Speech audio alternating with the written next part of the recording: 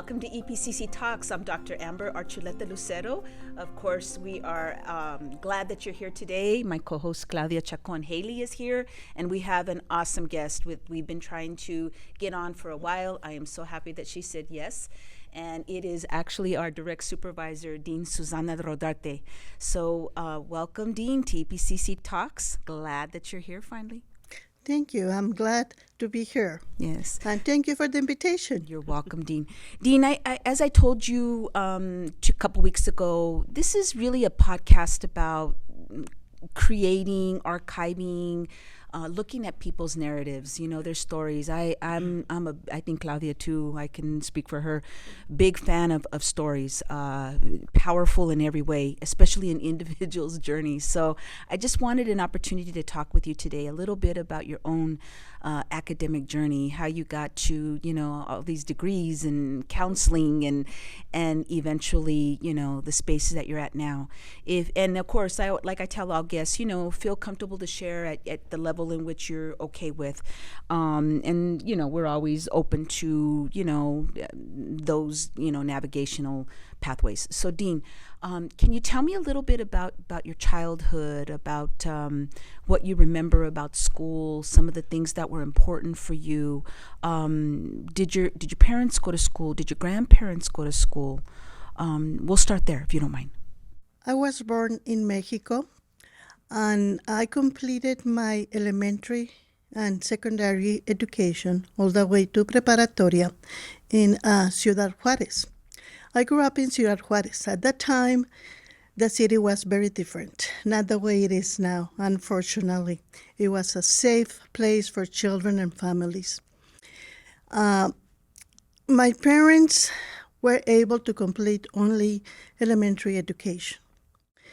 When they finished that, my father, he had to work to be able to support his mother, who was a widow with several children, to be able to work, and unfortunately not able to continue with his schooling. He was a very smart man, very smart, okay? He continued learning by himself in so many ways. So he was a lifelong learner. What can I tell you? Always reading and always learning, the same way with my mother. I grew up in a very loving family. Again, as I said, they did not able to complete their education after primaria. I was the first one, not only in my family to go to college. I was the first one to go to high school. I come from a similar, pathway in that, I couldn't get a lot of help at home. They just didn't go to school, and so I couldn't get that help at home. When you needed help during school, especially during maybe your elementary, where did you turn? Just to your teachers? Did you have mentors? Did friends? I don't know. Maybe you had your sisters you could look to for assistance and guidance and help. Unfortunately, as I said, my parents were not able to help me out.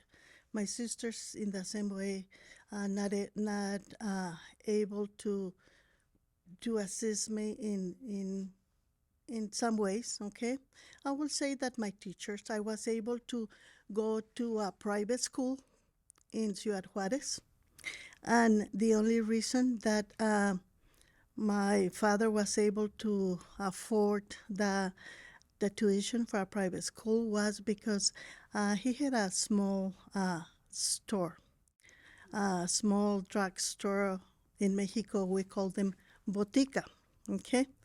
And then he made an arrangement with the sisters in charge of the school that they were buying the medicines for the nuns at my father's little pharmacy. And in that way, he was able to afford to pay the tuition for a private school for me and my sisters. Oh, that's awesome. Smart man, as you said. Oh yeah, oh yeah. What is, when you look at your teachers, the people that influence us, we're in the classroom, hopefully we're doing, providing miracles for people too, in an educational environment. When you look at your teachers, Dean, what are some of the things that stand out to you the most? What are, if you remember one of your teachers that was just a heavy influence in your life, and some of the things that you drew upon that even today as you look at your own life? What I learned, not only from my teachers, but again from my parents, was that only through education I was gonna be able to have a better life in terms of economics, okay? In order to have a good job, in order to be able to afford some of the things that we could not afford at the time. I knew that I needed to complete my education. I knew since I was little that I wanted to go to college, that I want to go to the university. I did not know how, but I just knew that, in my mind, it was important for me. Yeah. Sometimes it's innate. There's a strong feeling that the connection, should be moving in that direction. So, and I know Claudia has some questions as well, so I won't take up all the time. No. One of the things that I do admire about Dean Rodarte, she practically raised me professionally. She saw me walk in as a very young,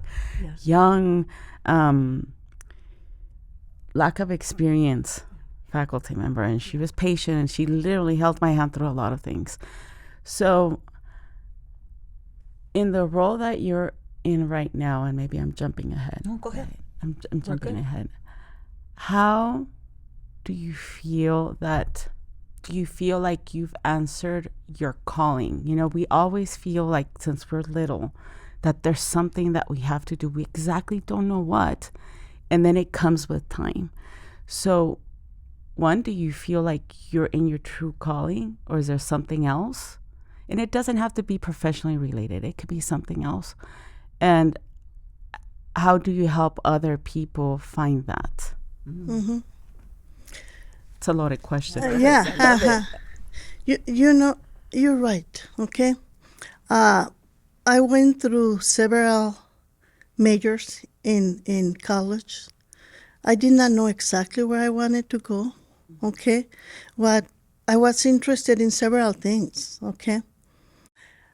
But I decided to go into psychology, and I love it, okay? But it was not exactly what I just said, my calling, okay?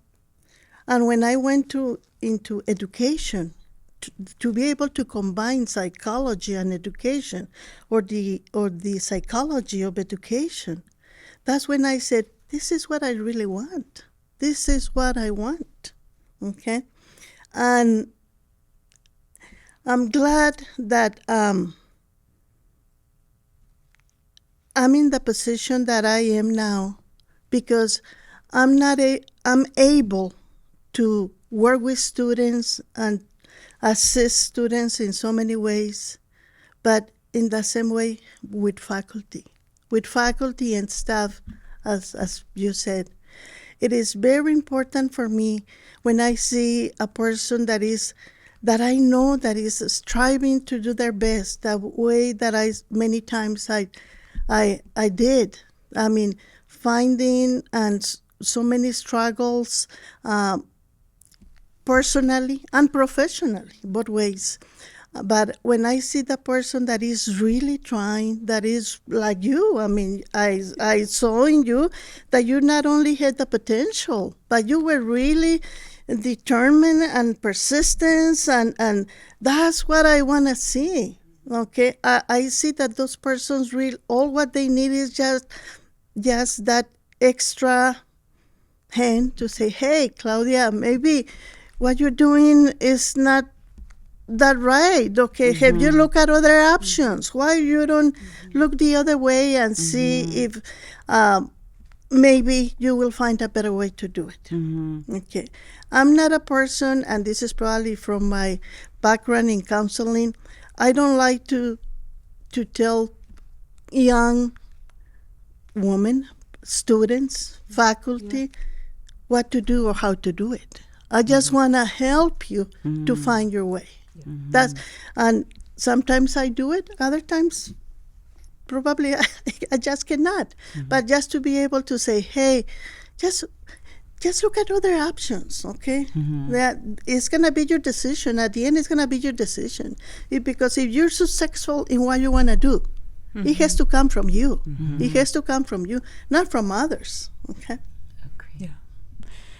Dean, how was the transition for you, high school to college? What did you have to think about for yourself on a daily basis? Because that, for me, it was a big transition. I in many ways I wasn't ready, but I had good people around me. But I don't know what it was like for you, the transition, and how you handled that on a daily basis, and what it looked like for you. It was a great, not an easy transition. Let me put it that way. Coming from Juarez, at that time when I graduated from high school in Ciudad Juarez, there were no university. La Universidad de Ciudad Juarez was barely studying. I'm talking, it was in probably the first or second year of existence, okay? Then at that time, people like me that were interested in going to college, to the universities, they needed to go out of town. And Chihuahua was the closer city where there was a established university where students from Ciudad Juarez could go. The only other option was UTEP. And I said, I couldn't go to Chihuahua because that was not an option for me or any other place in Mexico. Then I said, okay, fine. Then I'll go to UTEP. But I did not know any English, which means that I had to be able to learn English and something that I'm continue to do every day to improve my knowledge of the English language. And I said, I'm going. At that time, UTEP had a program, a bilingual. They were offering some bilingual classes in addition to some ESOL classes. And that's how I started. And little by little, I continue with my education. Did it during that time, Dean? I know that, when we're working in something that's very uncomfortable, we're very vulnerable. We feel very vulnerable. But how was your confidence built as you kind of, moving through UTEP and looking at your progress? I mean, what did it feel like as a younger Susana to see your confidence building and to see that look at you, look where you've come from, and now your sisters are looking at you and your family's so proud of you. I mean, what did that feel like? It took years. It took a lot of time, a lot of courage, persistence, determination. Many times I felt like I wanted to quit. Because in addition to that, when I was in my second semester at UTEP, I got married. I was pregnant. And I decided, I took 2 semesters off. And when I decided to go back to school, I had to work, obviously. Then I was working, I was going to school, I was taking care of my baby daughter, and obviously my husband. My husband was a student also, and both of us were working part-time jobs here and there, and obviously we did not have enough money to be able to have our own place, and we had to live with his parents, which were great persons, and we lived with them for, about, it was more for more than 5 years, but we lived there until we graduated, okay, and we're able to obtain a better job to support ourselves. It's so important, right? Looking to family members, in-laws, helping each other. I mean, I think that really is the key. You don't have the help. I mean, and you just stress. We struggle looking at our students that are struggling, trying to figure out ways with which to help them. So, I don't know if Claudia has anything else. Well, yes. So I've had conversations with other colleagues and my husband and people from UTEP where I've actually told them, I've sat with the dean and I've had these conversations, and they lead sometimes very, very spiritual conversations. So my question to you is, how has your spirituality helped you through your entire process from that entire large move that you said, I was a college student, married, pregnancy, and then through where you are right now? Because I can tell you that I felt it. So I know it has to be a big part of you. So. Oh, yes, and I'm glad that you asked that question. My faith in God, the universe, any way you want to call it, the creator, okay? For me, it is the same and only one, okay?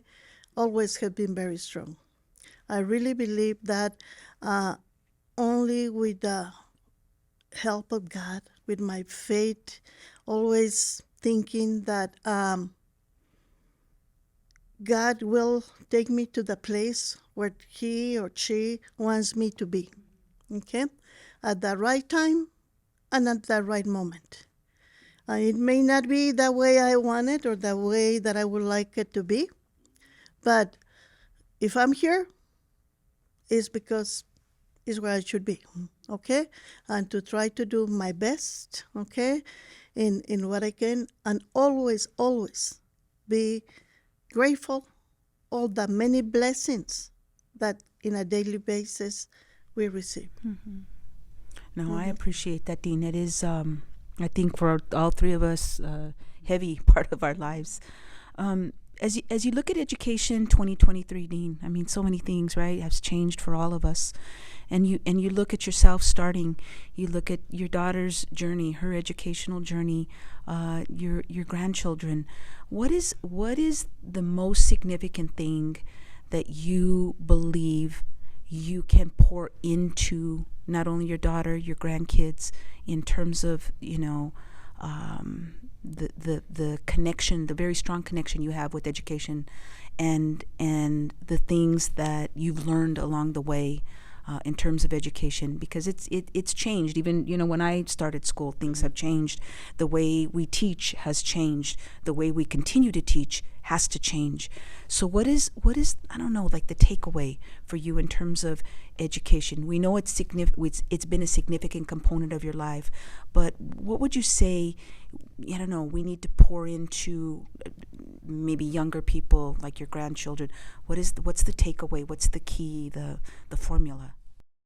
When I speak with young people, students, staff, faculty, and more especially with students, which are obviously younger, I always try to make them see that even though that if it is hard now and they feel like quitting because of the obstacles of many reasons that may be in the way, that with hard work, determination, again, persistent courage, it can be done. It can be done. It's going to take time. It's going to take time. It's not going to be, they're going to not be able to change from one day to the next, okay? But it's something, it can be done. And obviously with faith, the faith that God will be there to take them to the place where they should be. What advice, Dean, would you give Claudia and myself in, as we teach, as we think about we were off camera talking about, you know, our personal journeys. But what advice, as you see us, you've seen Claudia a lot longer than you've seen me, but you do know a lot about me. What advice would you give us in our teaching journey, and how best can we then do what you've done for us in turning to somebody else and being their miracle? I'm so happy to see both of you, how great professionals you are, excellent faculty, and great people to work with, okay? I haven't done anything for either one of you. You did it by yourself. If I just help you to maybe see things in a different way, okay? I'm thankful for that. Okay, my advice to both of you in this case is just to continue doing what you're doing. Continue doing your best. Continue fighting for what you believe is right. Okay, continue doing that. Okay, and my other advice may be that in the same way that other people help you, for you to be there to help others. Okay, like they say, pay it forward. Okay, because in the same way that somebody helped us, okay, when we needed that help, we need to be there for others. There's always what I call sort of everyday humanness that comes along, and in terms of how you're dealing with so many people, 200 people a day maybe. You know, try to be very grounded, which you are, in your everyday humanness, but also when you run into your own challenges, you know, professional, we have personal challenges. When you run into those, how do you sort of conceptualize, you know, kind of washing your face and picking yourself up and moving through? I mean, you've done it many times, but I think sometimes as we get older, it feels, you know, can be a little bit draining. How is it that you continue sort of that freshness, the belief that, you know what, things are going to be better tomorrow? How is it that you can do that, Dean, when it's tough to do? I like to see it in the way I have in my office. You probably have seen it on my desk, a little sign that I think is called the Serenity Prayer, okay? Basically, okay? And remember that I need to have, again, the courage to change the things that I can, but in the same way to accept those things that I know that it's nothing that I can do, that I don't have any control over, okay? To be able to say, I did my best, okay? I did my best. Was my best correct or enough? Wonderful, great. Or no? Okay, pues ni modo. as long as I tried, okay? As long as I tried. Again, if the results are positive, qué bueno. Y si no, I need to accept that, to learn to accept those things that I don't have any control over, okay? And continue moving. Yeah. And leave it. Sometimes you just leave it on the table. Exactly. When you can't, right? And I think we're always trying to find the fix, and then it's sometimes not available to us. So I since we're going on to life and, you know, what we do, what does a dean, or what do you do in order to give yourself, because I think it's very important to, especially when we're exposed to so many people, you're in charge of so many people, there's moments where you get off centered. So I always say, treat yourself to a thing that focuses you again, and we're back on track. So what do you do to help you center yourself? And it can be anything. I always tell people, I make myself sopita, and I'll sit there and I'll eat the sopita, right? So what do you do to recenter yourself and get, okay, re-energize my 5 minutes or 10 or whatever it is? What do you do? It is important to have our professional life and our personal life. Okay? My personal life, I need to remember that I have my family, that I have my daughter, my grandchildren, my other two children. As you know, later on in life, I adopted two other children. And that's what I remember. Okay, I'm going to go and spend time with my family, doing the things that I enjoy, that I like. I like gardening. I love to work with my plants. That's very earthy. Okay. I don't, that's what I like to do the weekends. If you ask me to clean my house, no, I don't like that, okay? No. Outside, No. yes. I mean, I don't like to clean houses. But if you ask me to go outside and be all day long working, with my hands, things like that, I love it. I love it. And that's wonderful because that's very earthy. Yes. That centers you, with the plants Yeah. and that re-energizes people. That's wonderful. Yeah. That's wonderful. As we wrap it up, Dean, you've given us some advice, but what advice would you give a younger Susana? Believe in yourself. Be more confident. Again, everything that I learned it through life, going through different ways. There is no straight line, okay, to your goal. We need to go one way, and then sometimes we need to change directions. Sometimes we need to go backwards, okay, in order to continue to grow, okay? Believe in yourself. I mean, believe that if you work hard enough, if you work really, if you're, again, persistence, determination, honesty with yourself, number one, okay, and with others. People will notice, people will see what kind of person you are. Are you honest with yourself? What values do you have? You don't need to be talking about that or telling other people about those things. They will observe The you. authenticity inside is very visible, right? Even though you don't have to prove it. They can tell you, I trust you or not. Trust is something that I was reading one time.